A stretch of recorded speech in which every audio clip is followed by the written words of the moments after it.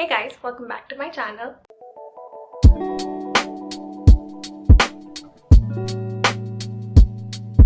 So I genuinely have a very fun and interesting video planned for you guys today, and basically I'm going to be trying out 3 different photo shoot ideas. So I have derived inspo for all of these photo shoot ideas from various sources like Pinterest, Instagram and YouTube, because these videos have been everywhere. I've seen, especially during quarantine, because this is a very quarantine theme video, and a lot of YouTubers have been making these at-home photo shoots where the photo shoots are so basic but they come out looking so professional and they're so easy to do. So my aim with these photo shoots was to make them as simple as possible but yet as aesthetic and as interesting as possible, and I definitely wanted to add my own twist to them. And they're all very simple but they're wildly different from each other. Every shoot has a different theme, has a different vibes, so you can definitely try out the ones that you appeal to. Also, you don't need to go and buy stuff for these shoots. That's the best part. I tried to do these shoots using stuff that I already have at my place, and I'm sure that you guys will have at your houses, so that you guys don't have to go and purchase all of this stuff, because I know having photo shoots can be expensive, especially when you're going all out for them. So I tried to improvise and use materials that I already had and stuff that I'm 100% sure you guys do have. And then at the end of the video I'm also be showing you how I'm going to edit these pictures, because for each shoot I have a different vibe in mind and I'm going to be editing every shoot pictures according to that vibe that I have in my mind to get that aesthetic into the pictures. So I'm going to be talking about the editing later on. So yeah, that's about it. Let's get started with the first shoot. No idea how it happened, but basically I lost the footage of me explaining what the first shoot is about, so here it is. Basically I wanted to do a very vintage retro kind of photo shoot, and I've been watching a lot of these images on Instagram and on Pinterest where girls basically have their neon lights on and then posing by looking in the mirror and applying makeup or getting ready to go out, and it looks really pretty. It's a very cute idea, so I really wanted to put my own twist into it. So that's what basically the first photo shoot is about, and let's get into it.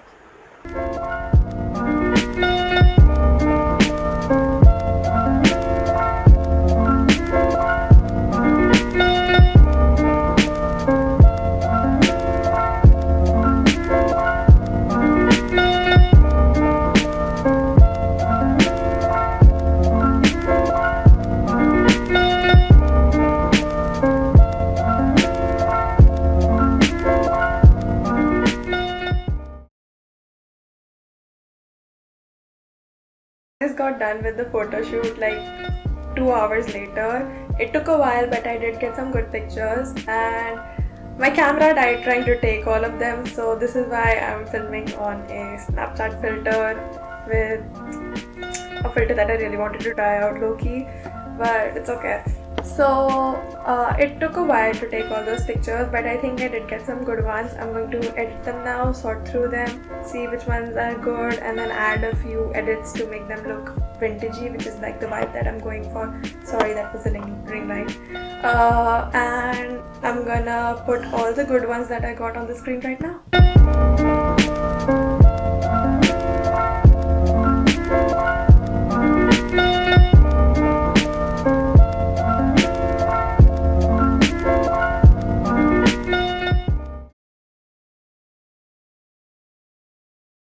Hey guys, welcome to the next shoot. And for this shoot I really wanted to have like the fan is on, hold on. Okay, so basically for today's shoot I want to do a very relaxed, comfy, cozy kind of shoot.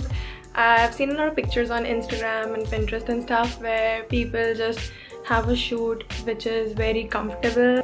They just lay out stuff on their bed and pose very comfortably, very casually, and it looks super cute. I mean, it's a very basic idea but it looks super cool, and I really wanted to try it out and take some really lazy aesthetic pictures. And basically I already have my setup. Let me just show you. So that's pretty much my setup. That's all I did. Basically I have my laptop, I have a coffee mug. There's nothing in it but a little bit of coffee. There's books and I have more books here, and I'm also going to be pretending to read a book. I have my fairy lights on upstairs. It's not doing much, but it adds to the aesthetic. And basically that's pretty much what the shoot is. So I'm just gonna sit in between the setup, take a few pictures, and we'll see how it goes. Here's the time lapse.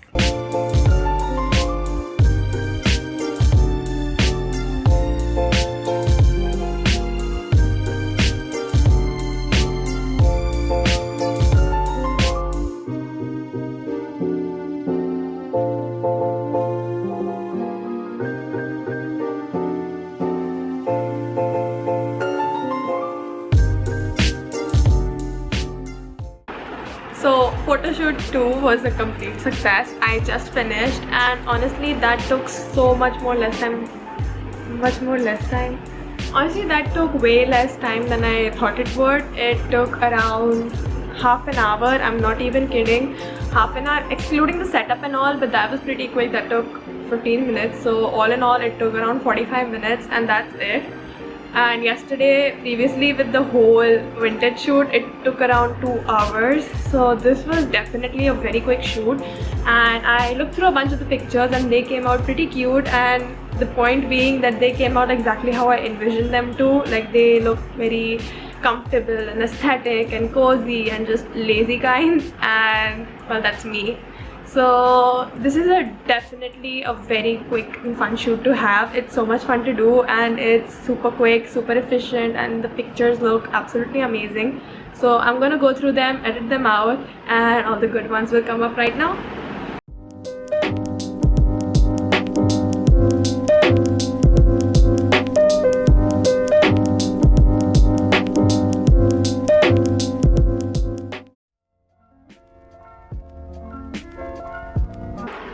Okay, so I'm going to be starting with the third photo shoot now. So basically for this photo shoot, what I have in mind is a professional studio kind of photo shoot. So basically the photo shoots that you see which have a backdrop in them and like a professional setup. Now there are 3 ways that you can get your backdrop. Number 1, purchase it. You can buy backdrops on Amazon because I've seen them, but they can be pricey, so it's really up to you. If you want to get them, do get them. The next option is for all of you who are super creative. You can make your own backdrop. Now I have no idea where you're gonna find a large piece of paper or whatever, but you can definitely do it. If you don't find anything that fits your idea, then you can definitely go ahead and make your own backdrop. Now you see, I don't have that kind of patience or that kind of time, so I'm gonna resort to my last option, which is option number 3. Use a blanket or use a bed sheet. So this is probably the easiest out of all the 3 options. Basically what you want to do is get a blanket or a bed sheet that has a super cool print going on or an interesting pattern, or if you want you can just use a plain bed sheet. I actually haven't picked mine out yet, so I don't know what I'm going to be doing, but you can have a single color or you can play around with different prints and patterns. It's all up to you what you want your photo shoot to look like. So I'm gonna go and pick it out. I actually don't know how I'm gonna set it up. I was planning on using tape all along, but I mean it's very impractical putting up a bed sheet using tape. I'm still gonna give it a shot and I'll update you as soon as I'm done. Okay, so the setup is complete. Basically what I ended up doing was using these 2 sheets. Firstly, single color. I knew this was gonna happen, and to attach it I just put a part of it behind the curtain rod, brought it down, and then used hair clips to keep it in place. That's the best thing that you can do. I did it on either side, and then to secure it in the lower area I used tape. So I have 2 of these sheets connected because I'm going to be taking some pictures sitting down. So I recommend, if this is what you can do, then this is the best thing to do.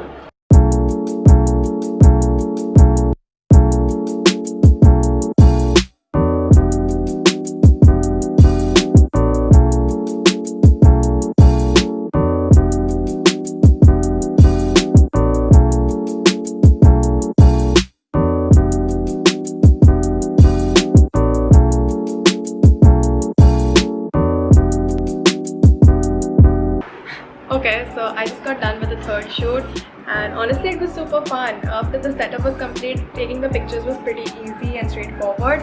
And I got a bunch of great ones. There were a lot of poses that you can try out in like this kind of a setup. It's not that hard to do. It took me around, I think, an hour and a half, including putting everything up, the setup and figuring everything out. So it didn't take as much time as I thought it would, which is great because I got these pretty quick. So I'm just gonna go through them, edit them again, and then all the good ones will be on the screen right now.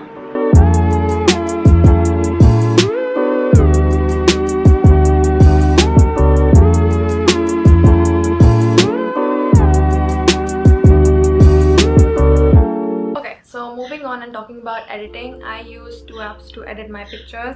One is Prequel and one is Visco. Both of these are completely free to download from Google Play or wherever, but Visco does have in-app purchases.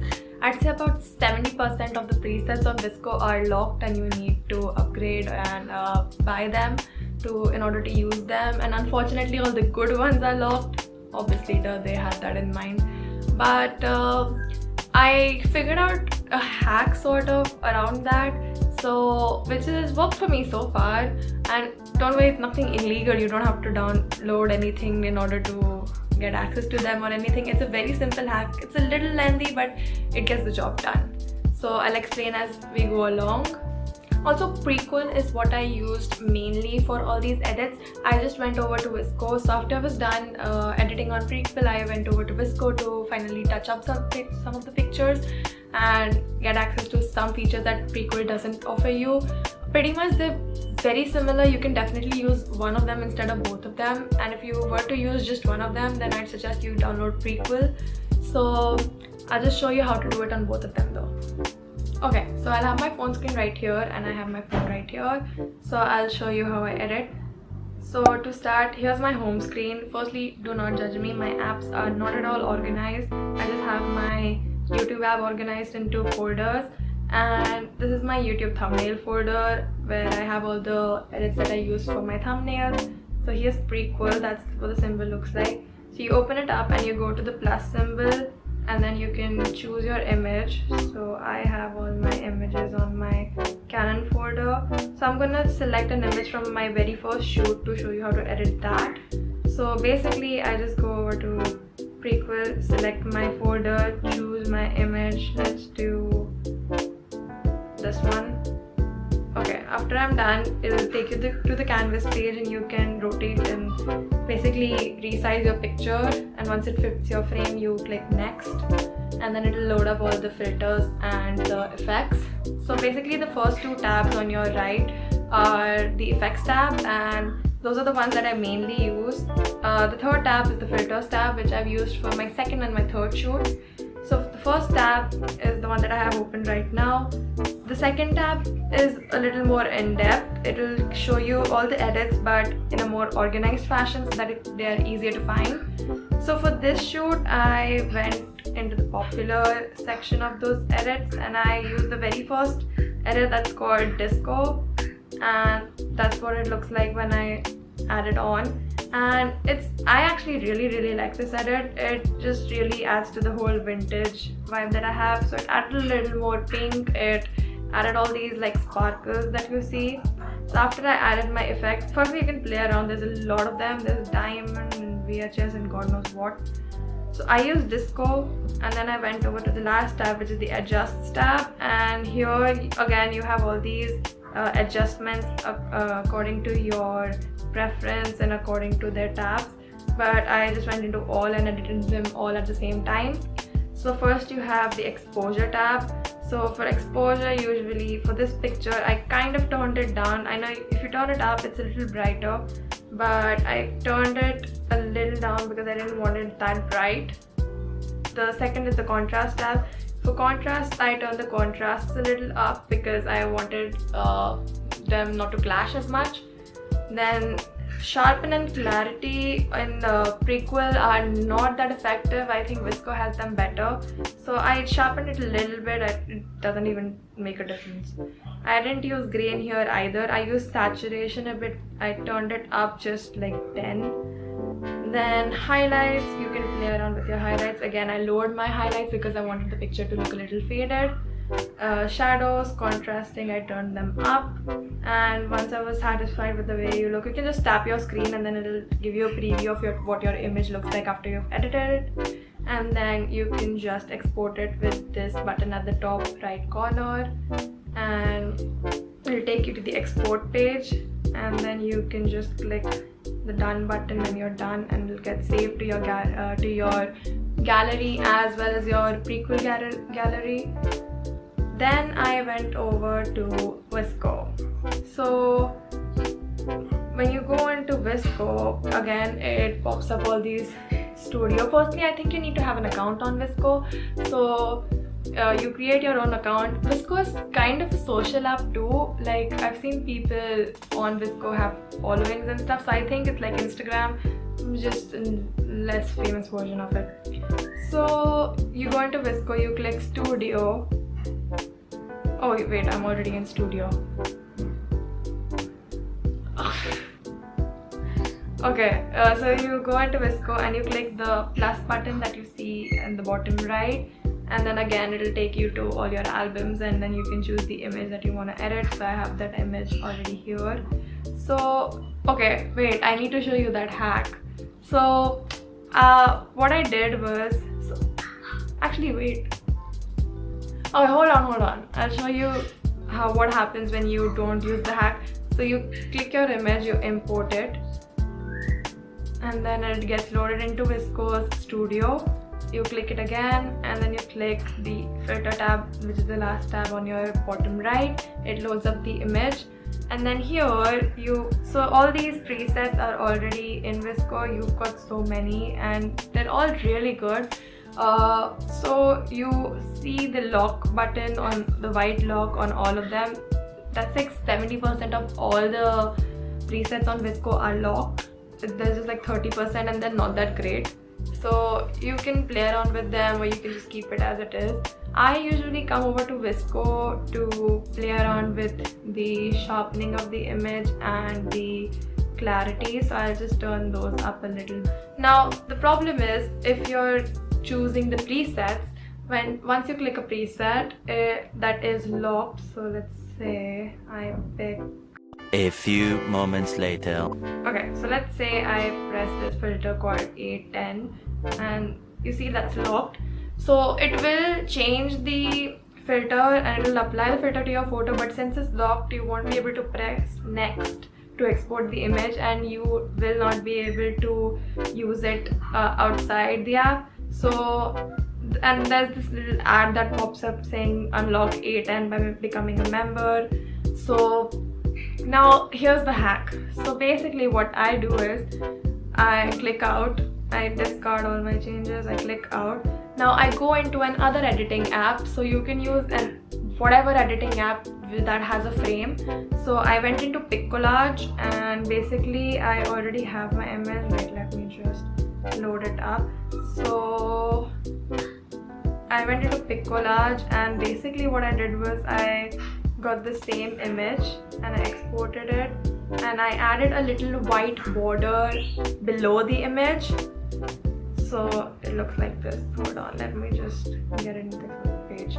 Okay, so you see I added so the image, I have the full image on my screen, but I added a little white border below it, so that when the message pops up, it gets covered by that white border and you still have the full size of the image.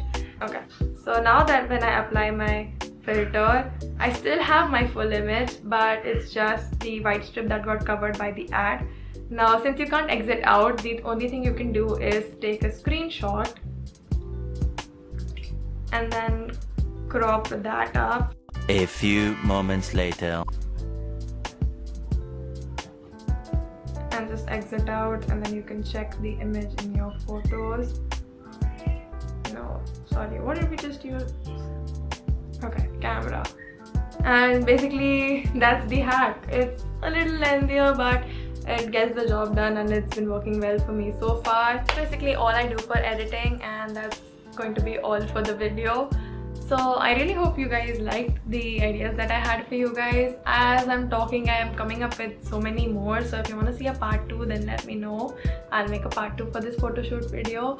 And if you do try them out, then tag me, let me know or which one you like best. Also, I'm definitely going to be posting these on my social accounts, so be sure to follow me on Instagram. My handle will be on the screen here, and it'll also be in the description if you want to just click on the link to follow me. Basically, that's all I have for you guys today. I'll see you soon. Bye.